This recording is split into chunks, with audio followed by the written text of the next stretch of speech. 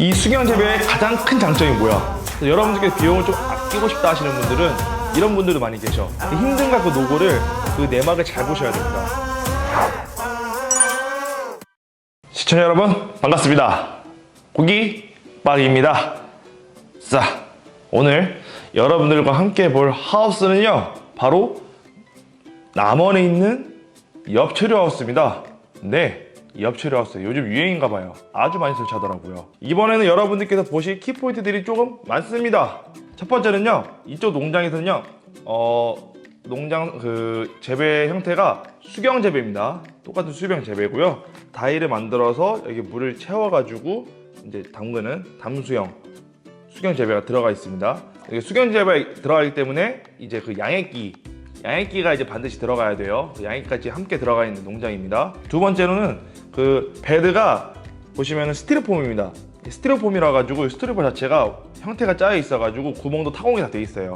딱 그 네모나게 해가지고 블럭이 돼 있어 가지고 딱 이렇게 바로 심을 수 있게 되어 있습니다. 모양새가 딱 그렇게 바로 잡혀 있어요. 마지막 세 번째로는 우리가 이제 수경 재배하게 되면 이제 물이 흘러가잖아요, 그렇죠? 그러면 언젠간 맨 마지막 부분에는 마지막에 퇴수가 됩니다. 놀라운 건 이 퇴수가 된 부분이 다시 돌아와서 다시 한번 재활용할 수 있게끔 하기 위한 퇴수 재활용 시설 형태까지 구비가 되어 있으니까 이런 부분도 아마 좀 보시면 상당히 도움이 많이 될 것 같습니다. 저도 이거 현장 가면서 좀 많이 신기했어요. 이 농장을 보면서 농가 사장님 자체가 연구를 굉장히 많이 하시더라고요. 오늘 그런 연구를 하시는 이런 모습들과 형태들을 한번 좀 자세히 볼 수 있도록 하겠습니다. 자, 바로 갈게요. 도면 보도록 하겠습니다. 자, 도면. 그렇죠. 죄송해요. 도면 잘못 가져왔네요. 뭐지? 자, 일단 도면 사이즈를 제가 다시 한번 알려드릴게요. 사이즈는요, 유식각 하우스의 폭 7m 50, 길이가 54m, 칩고가 3m 50, 5연동 하우스, 엽초리 하우스입니다. 출입문이 오른쪽에 이렇게 붙어 있어서 비닐하우스 출입문 되어 있고, 그 다음에 래피니언 형태가 구성이 되어 있습니다. 래피니언 되어 있고, 그 다음에 석가래는 31.8, 1.7T, 50cm 간격으로 되어 있고, 그 다음에 가로대는 25.4, 1.5T가 들어갔습니다. 피복은 당연히 종합필름. 요즘 이거 안 넣으면 좀 이상할 정도로 좀 많이 들어가죠, 그쵸? 자, 이거 많이 들어가고요. 날개 당연히 들어가 있을 거고, 네, 이 정도까지 되면 될 것 같습니다. 그리고 앞면 마구리 앞뒤로 환풍기가 2개씩 달려있는 것도 확인할 수가 있습니다. 그리고 보시면은 여기는 1중 하우스 뿐만 아니라 2중 하우스 들어갔습니다. 자, 2중 하우스 같은 경우에도, 자, 여기 석가락이 보이죠? 이렇게 모양새가 되어 있고, 여기 같은 경우는 피복이 장수 비닐 0.1T, 저희 국산 비닐 들어갔어요. 자, 상세 도면 자체가 폭이 7m 50이잖아요, 그쵸? 7m 50을 한 이유가 일단 베드 자체가 폭이 1m 20이에요. 베드를 좀 넉넉하게 맞추기 위해서 딱 7m라 해버리면은 베드가 3줄밖에 안 나오고 이렇게 좀 애매하더라고. 그러니까 한 줄 더 넣으면 훨씬 더 유익하잖아. 그래서 그 베드 간격과 어떤 복도 간격을 맞추기 위해서 폭이 7m 50이 들어갔다 라고 보시면 될 것 같고요. 예인 커튼 같은 경우에는 알루미늄 스크린 75%가 들어갔고요. 다격 보온재 들어갔습니다. 상당히 심플합니다. 그리고 포인트 영역에 또 강판 조리가 들어갔네요. 강판 조리개. 하우스를 굉장히 탄탄하게 지어요. 눈도 많이 안 오는데 이 정도까지 탄탄하게 할 필요가 있을까라는 생각이 간혹 좀 들긴 하는데, 뭐 탄탄한 뭐 좋은 거니까. 도면 같은 경우 이 정도만 봐도 충분히 깔끔하게 잘 설명이 됐기 때문에 좀 더 자세한 사항은 저희가 현장 사진을 보면서 바로 이어나가도록 할게요. 자, 이렇게 생겼습니다. 보시면은 1, 2, 3, 4, 5, 5연동인 거 바로 확인됐고요. 네, 측면도 이렇게 측면 개폐 하나 이렇게 되는 거 볼 수 있죠. 여기는 밴드 끝망이 되어 있네요. 이렇게 하얀색이라서 좀 잘 안 보일 수 있는데 이렇게 밴드 끝망 이렇게 나와 있습니다. 그리고 보시면 여기에 크게 밴드 끝망 되어 있잖아요. 이 부분은 조금 잘한 것 같아요. 이 부분이 이제 개폐가 보통 건치식이 펄럭거리잖아, 바람 불면은. 그 부분을 잡아줄 수 있기 때문에 이렇게 크게 잡아놓는 거 좋아요, 맨 앞뒤로. 요거는 제가 봤을 때 앞으로는 이렇게 하시는 거 좀 괜찮은 것 같아요. 됐고, 전체 뒤에 딱 보니까 여기 오른쪽 출입문 입구 보이죠? 이렇게 환풍기 2개 설치된 거 보이고, 래피니언 잘 보이고, 잘 된 거 같죠?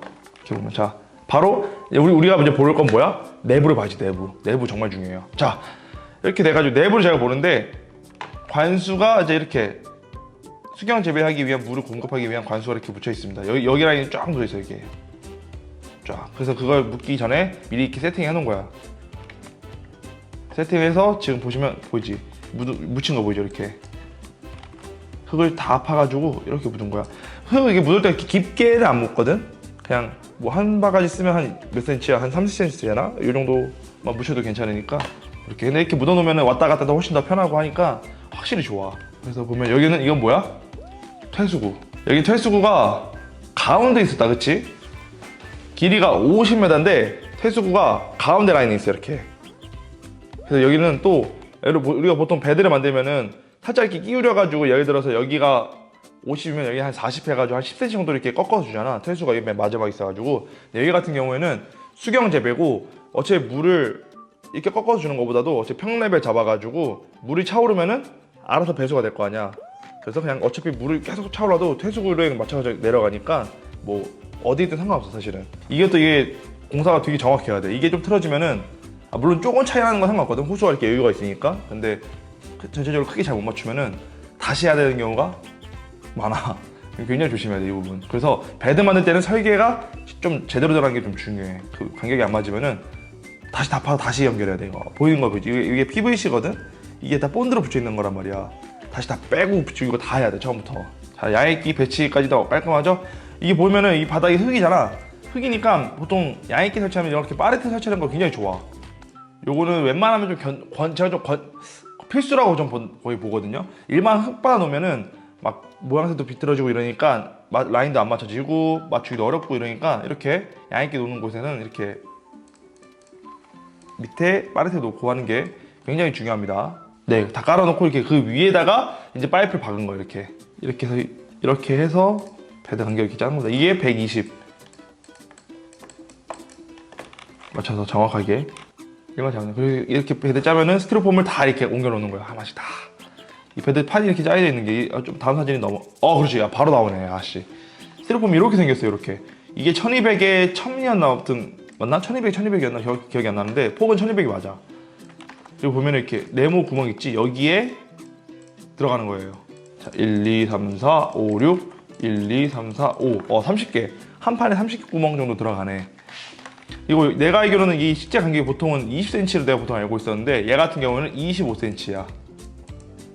좀 공간이 떨어져 있어야지 작물이 이제 퍼지나잖아. 퍼지면 이게 얘가 안 닿기도 하고 적절한 공간이 있어가지고 딱 자라고 했을 때 모양새가 이쁘기도 하고 작물도 잘 자란다 하더라고.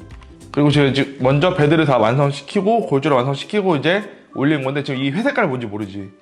이 회색깔이 뭐냐면은 타포린이라는 재질이야. 타포린. 자, 지금 테스트 자 물이 지금 보이죠? 물 이렇게 고여 있는 거. 이렇게 해가지고 물이 양쪽으로 쫙 나오는 거예요. 이게 그냥 일반 수도관이거든요. 그냥 일반 수도관이라서 그냥 구멍 그냥 타고 거예요. 구멍 뚫어가지고 그냥 구멍을 뚫어놓은 거예요. 그래서 거기 물이 쫙 나오는 거예요. 양쪽으로. 그럼 어떻게 양쪽이 물이 확 나오니까 여기 좀 이따 그 물이 차면 계속 차오르겠지. 차오르면은 퇴수구까지 간다. 아, 정확히 나오네. 자, 물이 차오르면은 어떻게? 얘가 수위가 계속 올라가. 올라가는 순간 어떻게 돼? 일로 들어가는 거야. 그러면 베드 이상으로 넘치지 않게 되는 거지.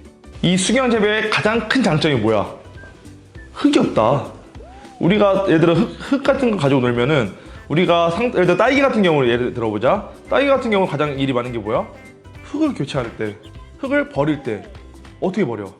일일이 수레에 가가지고 어쩔 수 없어. 근데 수경 재배의 가장 큰 장점은 뭐야? 물을 그냥 쏘면 돼. 그냥 물 쏘면 알아서 쇠물이 돼. 깨끗한 물이 나온단 말이야. 그런 부분들. 야, 저는 이 수경 재배의 가장 큰 장점이라고 저는 봅니다. 그거에서 기생충도 없대요. 기생충도 없다고? 대단한데? 흙이 없으니까 기생충이 자랄 수가 없대. 대단하네. 이 수경재배법 이거 연구해가지고 만든 사람 대단하네. 자, 전자배법을 해서 물이 그 양인께서 나와서 이렇게 물 들어와서 호수로 들어와서 물을 쫙 채워주는 거예요. 이건 뭐 다 아시겠지? 자, 이 완성 사진인데 실제 농장 이렇게 생겼습니다. 제가 직접 가가지고 사진을 찍은 거예요. 자, 베드 위로 해가지고 지금 틈틈이 좀 안 보이잖아. 베드 구멍이 이미 거의 다 자랐어. 한 작기가 나온 것 같아. 심은 게 그때 9월 초라고 하셨던 것 같거든? 촬영했을 때 기준이 약 9월 말이었던 것 같으니까 충분히 잘하고 남잖아요. 그렇죠? 근데 날씨도 이때 엄청 좋아가지고 야, 이건 완전 그림이다. 이거는. 여기 농가 사장님께서는 꽃상추랑 옆에 건 뭐였지? 초록색 이름 까먹었네요. 이거 그냥 청상추 아니야? 청상추겠죠, 뭐냐. 예. 청상추. 남원은 또 상추도 유명하잖아. 그치? 여기서 또 내가 좀 보는 포인트는 뭐냐, 여기 한 수경 재배에 다른 품종을 이렇게 보면 꽃상추랑 청상추가 같은 다이에 이렇게 묶여 있잖아. 그치? 요것도 한번 이제 도전해보는 거였대. 과연 이렇게 같은 배드로 물 줘도 이렇게 비슷하게 자랄까. 물론 품종에 따라서 물론 다르게 그런 것도 맞겠지만은 그래도 같은 계열이니까 이렇게 해도 되지 않을까라는 생각에 이렇게 시도를 해보더라고. 한 다이 한쪽에는 실험 정신이 아주 투철하신 거지. 아, 나 보인다, 그렇지? 이렇게 짜리몽땅하게 생겼냐 이렇게. 렌즈 됐다. 키 180 돼야 되거든요. 어우씨, 알 수 없네. 사진으로 볼 수는 알 수 없어요. 위에서 아래로 찍었어요. 아, 그런 거지? 네. 좋아. 이거 제가 궁금해가지고 농가사님께서 한번 열어봐도 되냐고 물어보니까 흔쾌히 허락을 해주시더라고요. 물이 이제 이렇게 담궈져 있는 거 보자면은 이게 성체 같은 경우는 뿌리가 엄청 많아요. 작은 거 같은 경우는 뿌리가 되게 조그맣게 생겼거든요. 근데 얘 같은 경우는 거의 다 자란 거라서 이렇게 다 돼 있더라고요. 너무 신기했어요. 나 이거 열어보는 거 처음이었거든. 이렇게 당겨져가지고 잘하더라고요. 나 이거 너무 신기했어요 보면서. 자, 요 부분이 이제 우리가 퇴수가 돼가지고 저장돼 있는 곳, 퇴수 저장소라고 보시면 돼요. 여기가 3톤짜리가 묻혀 있어가지고 3톤. 네. 그래서 여기에 퇴수가 일로 들어와가지고 이게 모터를 빼와서 다시 한번 원수로 가서 돌아서 다시 한번 작물하게 가는, 물을 최소한으로 아껴서 할 수 있는 형태의 어떤 시설이 겸비가 되어 있습니다. 이것도 농가 사장님께서 연구를 하셔가지고 이렇게 해버린 거예요. 이렇게까지 해서 저희가 현장 사진 다 알아봤고요. 이제 이 현장에 들어간 비용을 제가 좀 알려드리도록 하겠습니다. 자, 견적서고요. 자, 견적서 한번 가격이 얼마인지 한번 같이 알아보도록 하겠습니다. 자, 1중은 자재비가 약 6천만 원 나왔고요. 2중 같은 경우는 1,300만 원. 그 다음에 차광 예인은 800만 원 정도 들어갔고요. 이불 예인은 1,700만 원 정도 들어갔습니다. 그리고 플러스 관수 시설까지 다 들어갔고요. 여기 양액기 포함입니다. 포함인가? 예, 포함이에요. 그리고 선반 다이. 자, 선반이 한 다이에 들어가는 부분들, 그 파이프부터 해서 뭐 사포림, 이어가는 한 세트 다 들어가는 거 있잖아요. 위에 깔고까지 다 들어간 가격입니다. 그래서 보시면은 배송비는 뭐 100만 원 대략 잡았고요. 시공비는 3,400만 원. 시공비가 조금 싸네요. 조금 싸게 들어가지 않았나 싶어요. 약간 제가 봤을 때는 아마 이 시공비 같은 경우는 이 하우스까지 시공비고, 제가 봤을 때 선반 다이나 이런 것들은 아마 시공비 여기에 녹여져 있지 않을까 싶습니다. 아무튼 뭐 어떻게 하든 뭐 가격은 똑같으니까. 총 가격이 자 2억 400만 원 정도 나왔고요. 부가세까지 하면 2억 2,500. 그래서 계약을 2억 2,500만 원 정도 됐습니다. 근데 농가사님께서 제가 여쭤보니까 이것뿐만 아니라 추가로 자재를 구매를 해가지고 세팅해가지고 한 요소들이 몇 가지가 있어요. 요 금액, 실제로 현장에 갔을 때 요 금액보다 조금 더 높아요. 한 2,500만 원 선 딱 잡아가지고 시설이 더 이렇게 내부적으로 이렇게 한 게 있는데, 이거는 뭐 농가사님께서 좀 별도의 상황이기 때문에 정확히 잡기는 좀 어려울 것 같고, 아무튼 여러분들께서 영상에 현재 그 사진을 보신 그 부분들이 전체 금액이 2억 2,500만 원이라고 보시면 될 것 같습니다. 자, 600평에 2억 2,500. 와, 돈 많이 엄청 들어갔어. 자, 근데 이게 왜 2억 2,500만 원이냐면은 안에 있는 시설, 내부 시설까지 다 저희가 해드렸어요. 싹 다. 한 큐도 남김없이. 그래서 여러분들께서 비용을 좀 아끼고 싶다 하시는 분들은 이런 분들도 많이 계셔.